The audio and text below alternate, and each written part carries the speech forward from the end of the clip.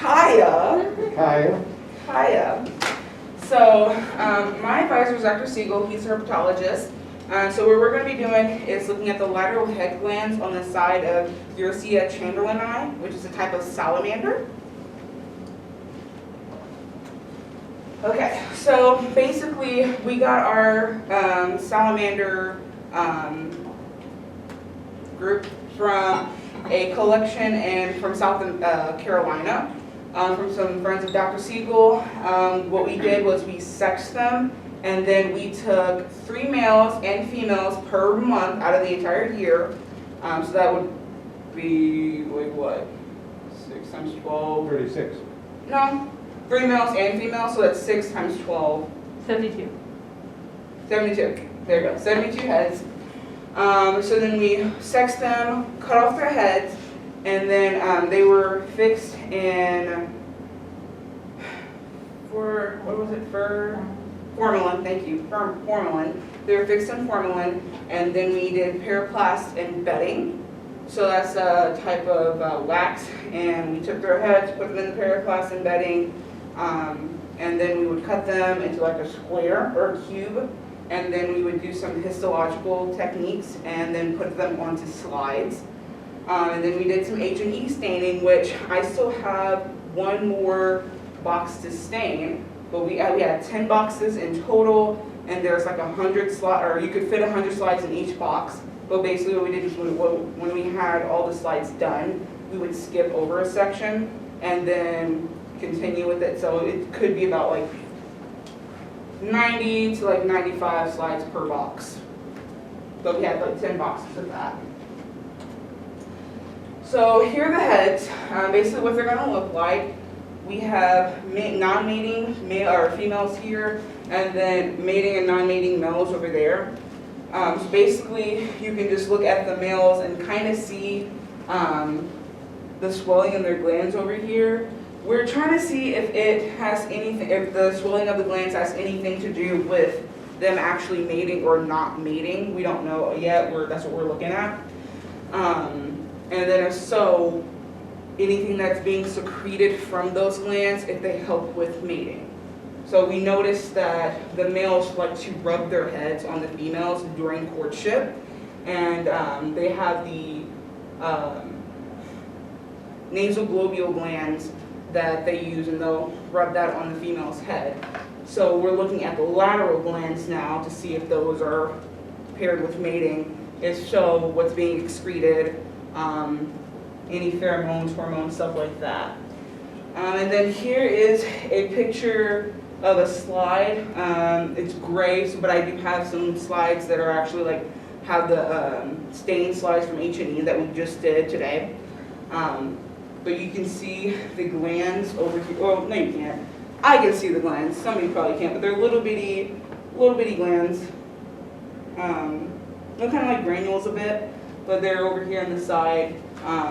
And that's basically what I'm studying. We look at it with a microscope, fun stuff. Okay, so here's what I used to sex them. I would pin them down. They were already cut open by Dr. Siegel. And then we would just look and see if they had ovaries or if they had testes. The testes you would normally tell because they had a lot of melatonin in them. Melanin, sorry. They had a lot of melanin in them. And so they would look black. So that we would tell if they were testes in there or ovaries. And then this is the embedding that we did with the periplast embedding.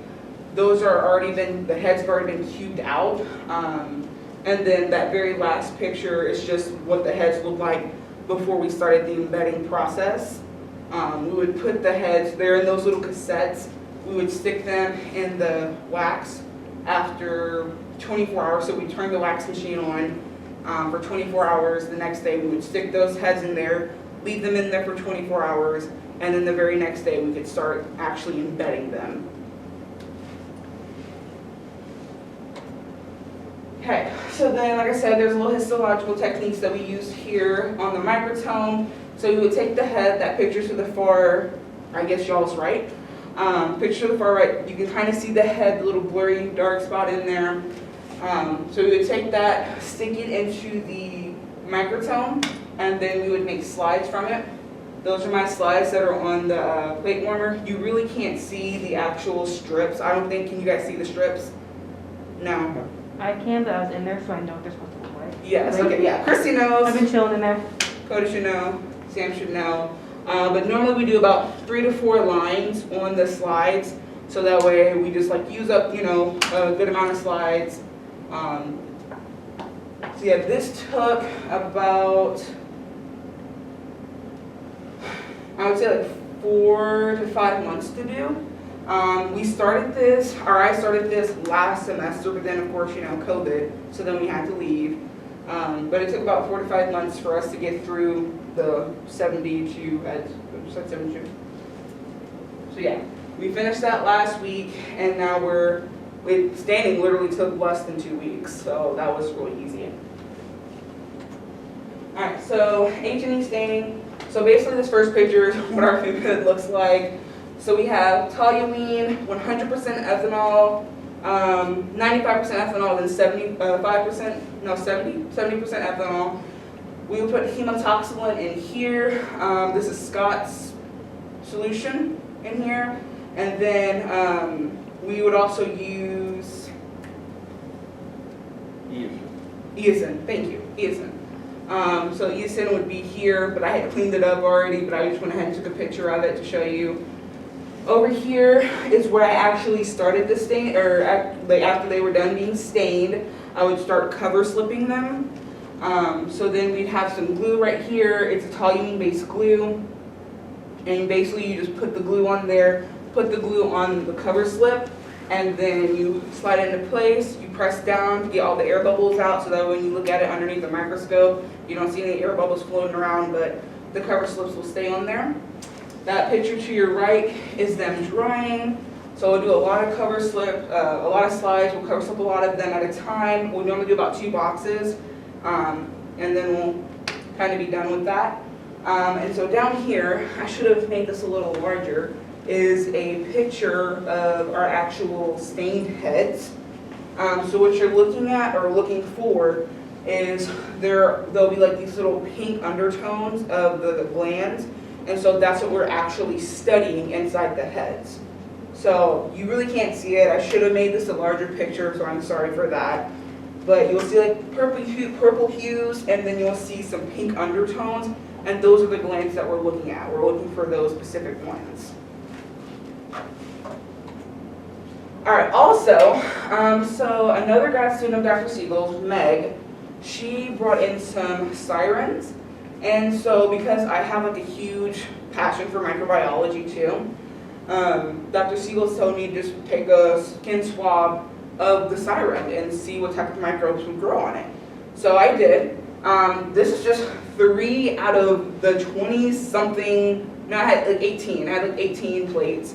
But these are like 3 of the microbes on tryptic soy agar, so TSA. And they're really pretty. I like those colors, like you got red and yellow. Those are the only 2 that were actually really pretty. And then you have the plain pus looking one. I mean, it's like there was a lot of them. There was like 14 other plates that looked like that one if the colony size wasn't larger. But yeah, I try to isolate the colonies, which I'm still in that process right now. I have most of them, a majority of them isolated, but I need to continue with about 5 other plates, isolate those colonies to possibly look at that. So what we're doing is looking at the skin microbes of Sirens, and what Dr. Siegel really wants to do is see if the chytrid fungus is, I think BD is the short term for it. BD will, if we put BD on a plate, will one of these skin microbes, like how does that affect it? Like how will that stop BD from becoming such an infectious disease against the salamanders? Because BD can end up killing salamanders. So we're trying to see if any of the skin microbes protect salamanders from chytrid. So yeah, this is a possible side project.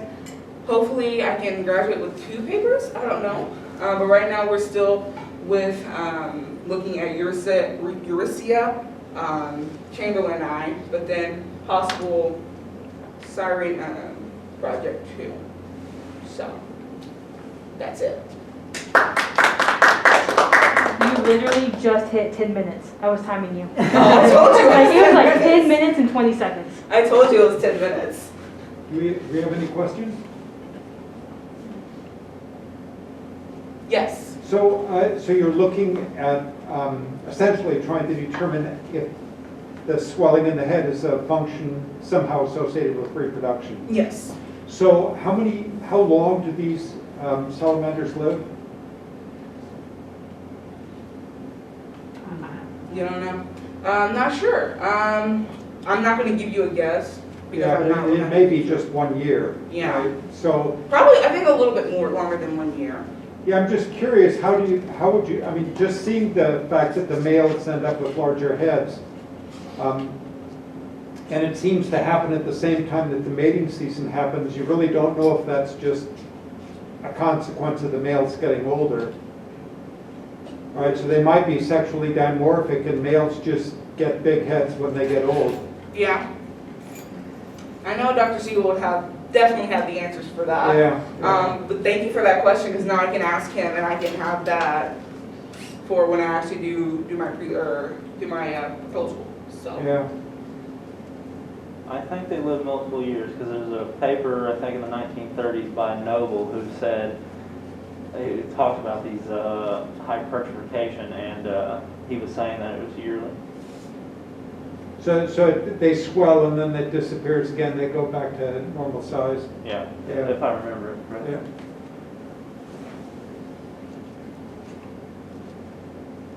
Just as a side comment, there was a fellow that I went to grad school with that was doing a lot of histological work. And he was looking at the testes on Pacific spitter dolphins.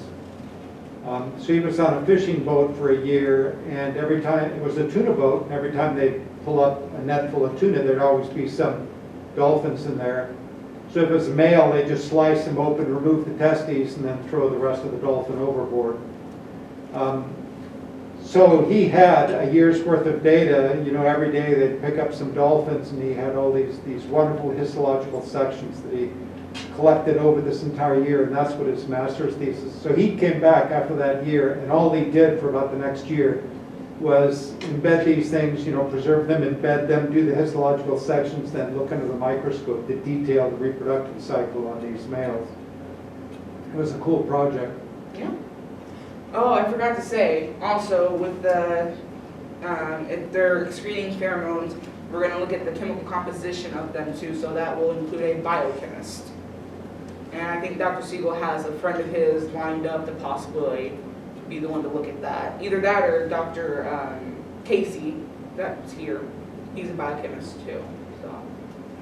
Yeah, but those sorts of descriptive projects, you know, where you're able to really detail what's happening to and you have a nice series, right? If you have, you know, 3 males, 3 females from each month over a full year, I mean, that enables you to really describe in some detail what's going on, but, you know, the shape and presumably the function of that particular structure. So that's cool. Other comments, questions, observations, complaints? Yeah, anything I need to improve besides know more about salamanders. No, well, Euryssia is a cool genus. It's awesome. Yeah. Thank you. I feel like you should. So I think the last time I just I'll put it mentioned the wood-eating cockroaches, didn't I? Yeah. Yep. Okay. I might get to use this clicker now. So I essentially just covered half of what I was doing. But my plan is to do a nutrient comparison between termites and the wood-eating cockroaches. And part of why why I think that's interesting is because previous studies have looked at termites and they've looked at ants and kind of held them similarly. And for a while, it was thought that termites and ants were really closely related until actual DNA evidence kind of suggested otherwise. And now it's this, there's a lot of guesses at how things are related, because mantises are also in there with the wood-eating cockroaches and termites. And I think there's 6 different hypotheses about how closely each of those are related. So I'm kind of looking forward to, kind of seeing what we get as get in the nutrient comparison, so I can try to relate that to that. So, whenever we're looking at the wood-eating cockroaches and the termites,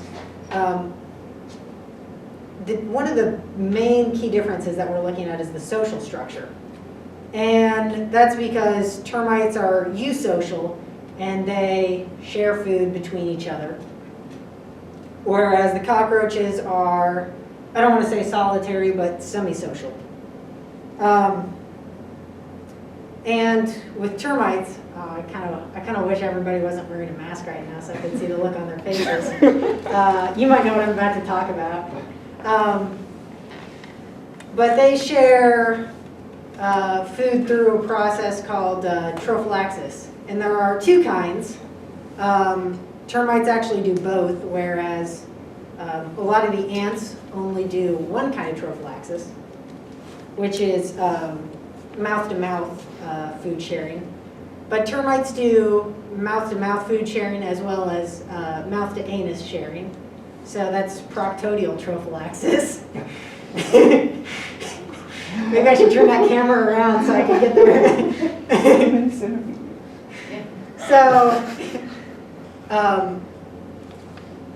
So what will happen is these termites will bring back food, digest it, and then release their feces into their nest or their living space.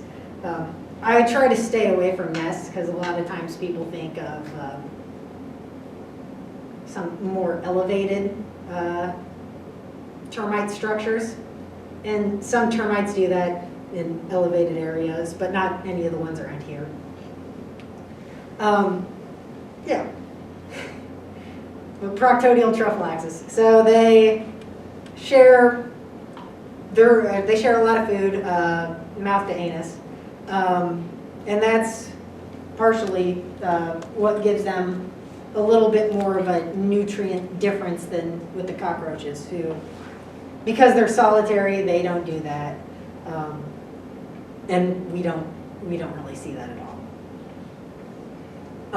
Again, another thing is the caste system, which with termites you have workers, soldiers, the reproductives, and because they have so many different roles, they're going to have different nutritional requirements for each one. There hasn't been too many papers on termites in this regard, but one paper that I'm looking at, and I'll get to in a bit, talks more about carpenter ants. And these carpenter ants, it measures the differences in nutrition, mostly lipids and carbohydrates. And you'll see that the reproductives and non-reproductives have very high nutritional differences. So, as I get into this, these are factors that we're looking for and factors that may also influence the results, for better or worse. We've got food preferences. So whenever the foraging ants are going to pick up food that may not be beneficial to the rest of the colony, so we have to think that it's the foraging or the foragers that are primarily selecting the food. Brood production, times of termite reproduction are also going to affect what nutrients are being picked up. If numbers are low and they're going to try to increase that, we might see an increase in lipids, let's say. And again, reproductive and non-reproductive individuals, these are going to have, I already mentioned this though, but they're going to have very high differences in nutrient requirements.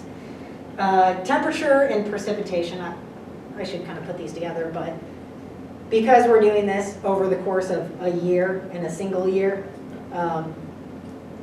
also usually whenever you go get termites after it's rained, you find very scarce amounts. That as well as temperature, they become less active in colder weather. And because of that, it's going to influence the amount of food that they carry on themselves in their crop, as well as maybe less nutrients in the body as a whole. So we're doing 4 different assays, amino acids, carbohydrates, proteins, lipids, 4 different assays. Actually I kind of want to talk about this too. Another side project that we're thinking about doing is the mandibles of termites are primarily composed of organic material. And one thing that we were talking about doing is, it's been shown that termites as well as other insects in their mandibles can pick up heavy metals such as copper, sometimes even lead. And we were thinking about how interesting it would be to do a study on what metals are in the mandibles of these termites, which is something that I think is really cool, but I'm kind of hoping that goes through. That's got me excited. So, looking at amino acids, carbohydrates, proteins, lipids, I'm going to bring up this next slide. You know what, I'm going to skip ahead real quick and then go back. This is from a paper where they did a nutrient test in carpenter ants, and this is proteins, and there is a lot of variation. And I think actually in here they mention that this gray area for most part is reproductives. So there are times when protein requirements shoot way up and then shoot way down. I'm going to quick go back actually. Yeah, so I mentioned that there's also, whenever we compare the termites to the wood-eating cockroaches, there's also going to be that difference in the gut microbiome. And termites are actually really interesting in that regards, because not too many of the ones around here, but they can create acetate in their gut by sequestering CO2 within the nest and by trapping it in.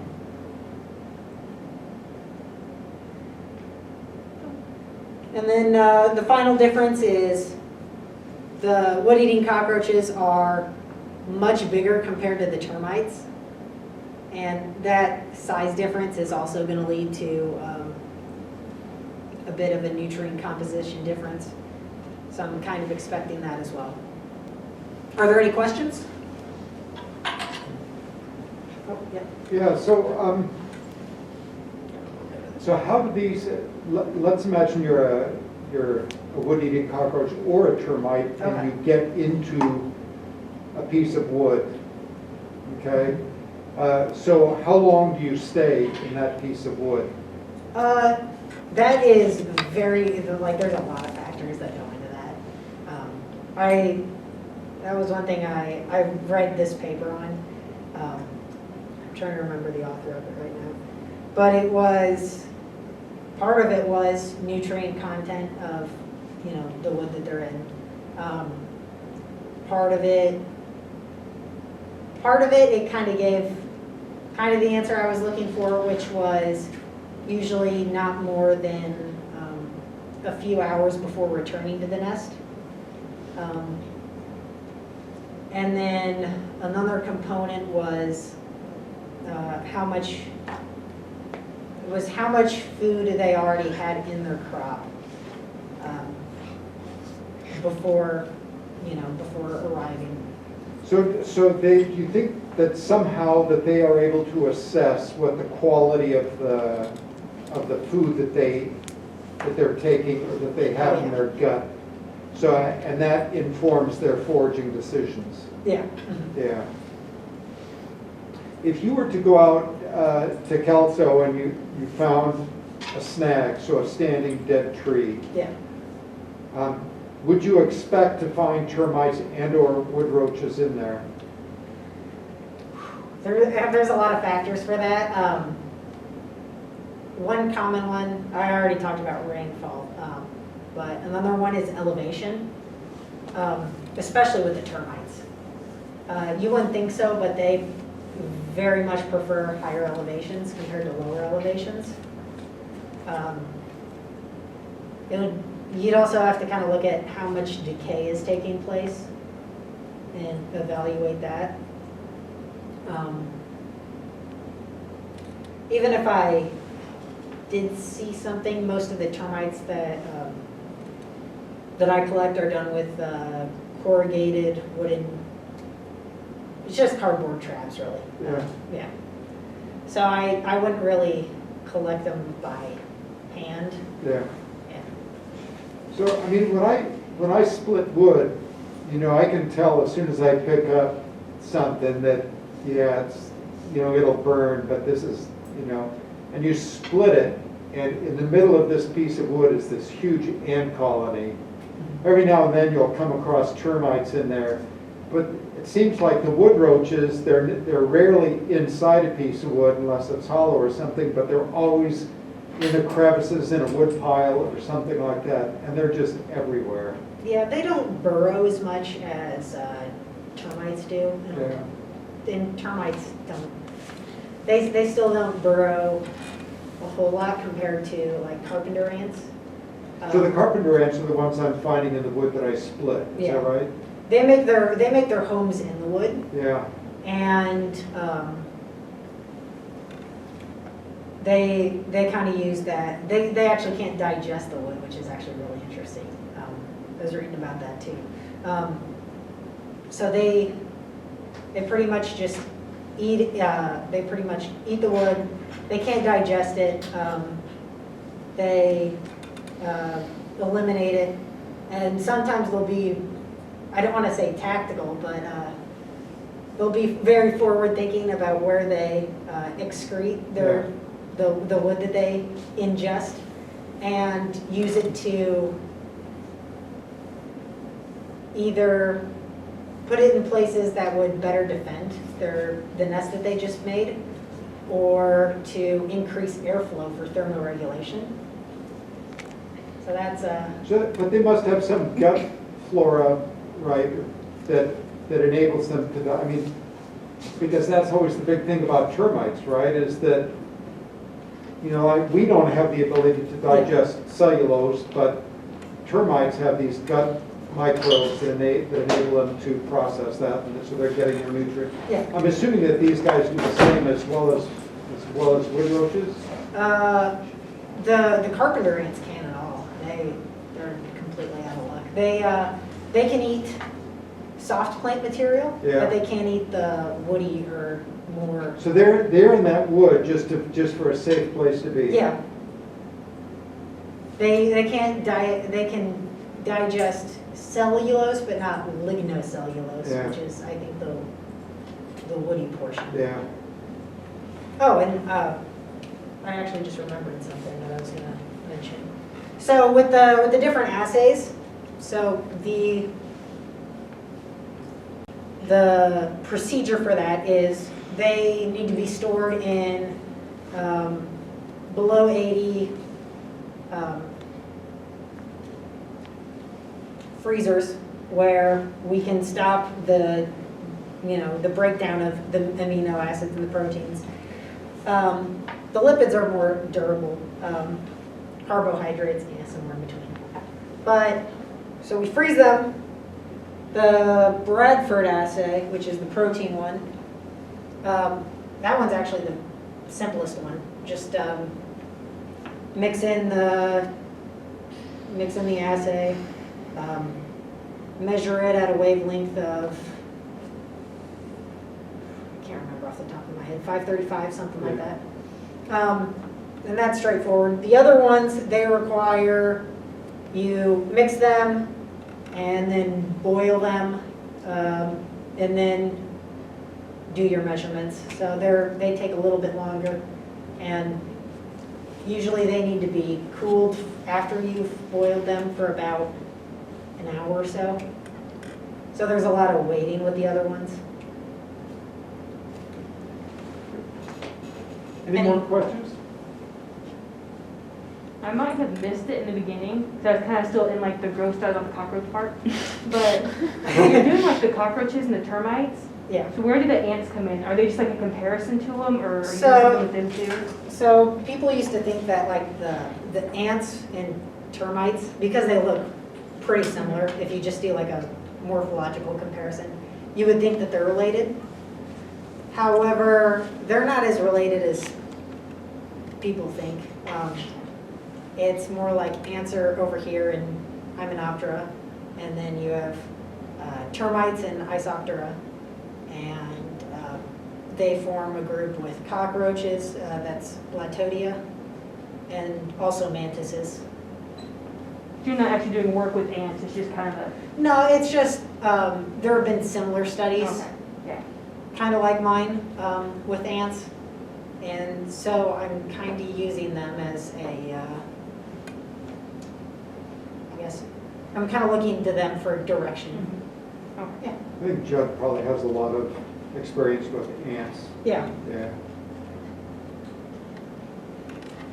most of his experience with ants is, social Yeah. ants. But, There are these ants out in the desert, which, harvester ants. I don't know if you've ever looked. Oh, yeah. Those things are Mhm. awesome. They build these gigantic mounds.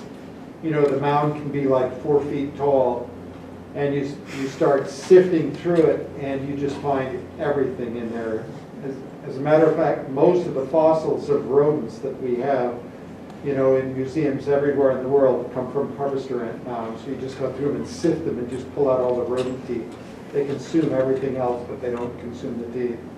yeah, one other side project that we didn't really discuss too much into, but it was just a thought. I might do something with it. A future graduate student might do something with it. But there are these termites that, whenever a predator enters the nest, they explode and release proteins that are really sticky all over the predator. And that's their defense mechanism for protecting the nest. And then there's another group which have just a massive horn on them almost. And there are some other ones with some other big bulky structures. And if a predator manages to burrow their way through the nest, they'll use their bodies and plug up any holes that caused by predators. Yeah. And so those ones are really interesting too. But you know that if you look in South Africa, in the Kalahari, or if you go to the Great Victorian Desert, most of the herps, right, the reptiles, and a lot of the mammals are ant termite specialists. So they're all geared towards processing extremely large volumes of ants and termites. So they don't take individual insects, they go in there and they take the whole damn colony. Yeah. So, there's also a lot of animals that, again with those termite termite predators, there's a lot of animals that specialize, and specifically ones that are closely related to termites, that specialize in eating the poop of the predators that eat the termites because they can't digest the lignocellulose That's right. that they pick up from the termites. Yeah. Awesome, good job. And everybody dressed in Cody? All right, Cody, take it away. Okay, so project is identifying possible cross-immunity to COVID-19 due to previous coronavirus infections. So I want to go over a little bit of prerequisite material to this before we get going. So viruses are obligate parasites, so they can't reproduce without actually getting into a host, taking their cellular machinery, and having the host reproduce for them. And there's two types of viruses. There's DNA viruses and there's RNA viruses. So, and now for immunity, an antibody is a Y-shaped molecule which recognizes some type of pathogen or foreign object inside of you and attaches to it, and then your immune system will attack it and get rid of it. And the thing that it attacks is called an antigen. So the antigen is that threat to the body which is targeted by a specific antibody. So when you have an antigen come into your body that's recognized by an antibody, it builds a response, and if that infection is cleared, the antibodies stay primed. So they have what I think they call memory. So if at a later date a similar antigen comes in and that antibody is already recognizing it, it can get a substantial response much more quickly than the initial response. Okay, so, but that's a really big theme in this, is that the antibodies stay primed for later infections. So Coronaviridae is the family which SARS-CoV-2, which is the virus that makes COVID-19. That's the family that it's in. It's single-stranded RNA viruses, and there are 4 genera: alpha, beta, gamma, and delta. Alpha and beta are ones that have species, I guess you could say, that infect humans, and beta and delta mainly infect birds. So, and generally how it works with alpha and beta when they get in, so they enter the cell, uses the machinery to reproduce, and in the process, proteins which antibodies recognize as a threat to the body, if the infection is clear, those antibodies stay ready for another similar attack. So those antibodies are staying primed to the proteins that were produced in a coronavirus infection. And now cross-immunity. So cross-immunity may exist in SARS-CoV-2 just because of the homologies in the sequences with other coronaviruses. So if you get infected by one coronavirus, these antigens produced by that coronavirus may be shared with SARS-CoV-2 because they're a sequence homology. Okay.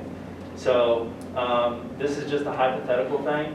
If one sequence is in a non-SARS-CoV-2 coronavirus and it's in SARS-CoV-2, well, if you get infected by the non-SARS-CoV-2 that has the sequence and it mounts a response with an antibody that targets a product of that sequence, then you can later on get a response when you're infected by SARS-CoV-2 presenting with that same sequence. So we have 2 hypotheses that we want to test, one after the other. So the first hypothesis is that previous coronavirus infections leave behind material which may act as an antigen in the case of a SARS-CoV-2 infection.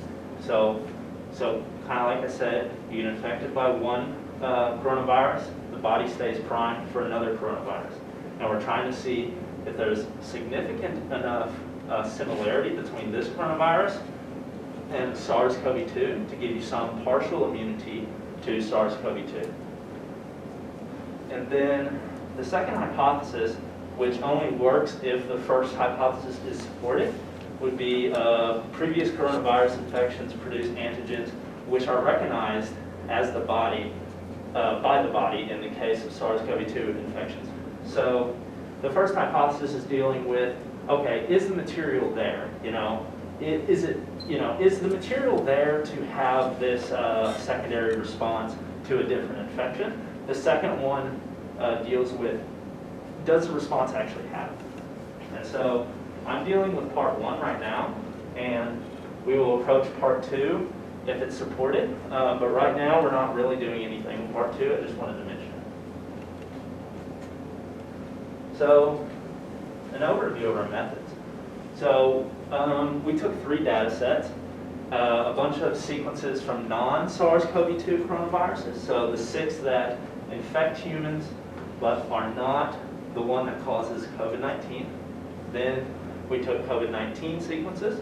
Then we took tissue samples with the RNA sequence. So these tissue samples were things like muscles for like a false control. And then we took lung and throat and stuff like that where you would expect to maybe actually find a coronavirus. So then once we have those sets, we break them down into pieces and see how often those pieces are found within a sample. So can I use the board? Okay. So I want to explain how we actually break down. Okay, there's a detailed overview of this after this slide. I'll do it then. About that. So we compare the non-SARS-CoV-2 to a tissue sample, see if there's significant overlap, and if it is, then we compare that tissue sample to SARS-CoV-2, see if there's significant overlap there. If we see significant overlap between SARS-CoV-2 and the tissue sample, then we can support the hypothesis that the material is there for a antibody response in case of a second infection. Okay, yeah, I think I explained all of that. Okay, so this is the detailed part about kind of what we're doing. So I want to explain the 3 data sets and how we break them up and compare them. So let's say that we have I'm going to call it non-SARS-2. So this is a genomic sequence. I just represented as a line. Let's say it's 1,000 base pairs of non-SARS-CoV-2. Okay? And we break it into little bitty pieces called kamers. And when we break them into kamers, we then do the same process with a tissue sample. So we have a tissue sample. We break this one into little pieces. And we compare these pieces to the pieces we got here. And if there's enough of them with enough overlap, so if enough of this is covered by sequences that we found here, then we're going to say, okay, there is coronavirus RNA here that could produce an antibody attack. And then we take the real SARS-2 and we break that into pieces, and we see, okay, are these pieces here as well? And if they are, then we would support the whole part 1. So, and the reason that we can use this kamer-based approach is because we see a probability down here, 1/4 to the k, so that's the probability of finding a sequence of length k within some genetic sequence. The math behind this is just there's 4 different types of bases, and then raised to the k. So, and this all just comes down to we want to make sure that there's enough coverage here that this did not happen or by random chance. And so, for example, I put down there a kamer of length 16. So one of these pieces that's length 16 would have this probability of being found by random chance. So if we find enough coverage, we can say, okay, this is probably not due to random chance, so let's move on. Let's keep going with the process with this particular piece of sequence. And then Ruggiero was real big on this. He wanted me to, which I couldn't because I didn't have enough time, but he wanted me to put in a slide about testing false positive rates. and false negative rates. We use a pseudogenome to test false positives and a SARS-2 genome to test false negatives. Okay.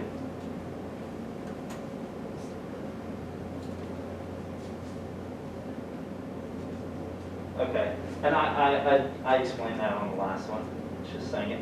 Okay, and results, we have a few results now. I have algorithms to do some analysis, and we're just trying to figure out the math right now. Like, we're trying to figure out, okay, what's the best Kamer length that makes this, makes us say, okay, this was not due to random chance, and we're trying to figure out what can the separation between different Kamers be for us to say, okay, these two Kamers are related. So we're trying to figure out all that, so we don't have a lot of results, so that's it. Questions? Yes, go first.